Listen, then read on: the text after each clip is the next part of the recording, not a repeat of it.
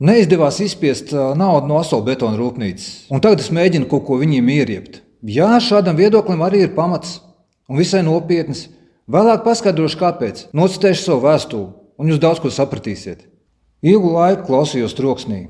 Neskaitāmas negulētas naktis. Līdz vienu brīdi atskāru, kā tā var būt, ka tā šosei vai dzelzceļš var radīt konstantu, nemainīgu troksni. Vai tas rīts vai vakars?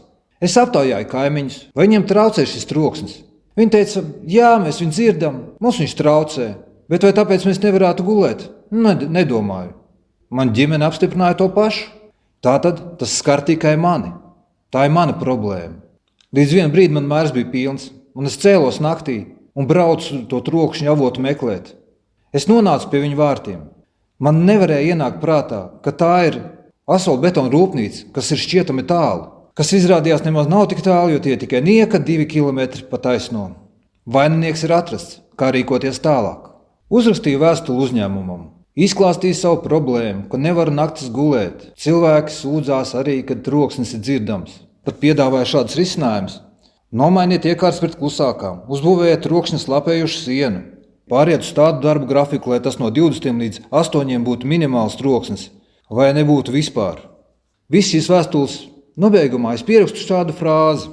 Es būtu gatavs paciest šīs neērtības par ikmēneša kompensāciju. Tie noteikti nebūs pāris 100, bet stipri vairāk.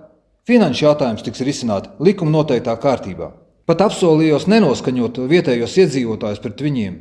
Ja jau kaimiņiem netraucē šis troksnis, tad lai paliek neziņā, kas to troksni rada. Vēstuli noignorēju. Sazvanījos ar Solvitu. Meitene patīkama balsi, man ļoti pieklājīgi paskaidroja, ka viņiem uzņēmumā visas normas tiek ievērotas. Ko es vēl varēju saprast no viņas teiktā? Kad viņiem ir pilnīgi vienalga, kas kuram traucē. Un savu teiktā noslēgumā viņa paziņoja tādu frāzi, ka viņai ļoti žēl, ka es dzīvoju Bukultos. Kas mainījās šī gada laikā?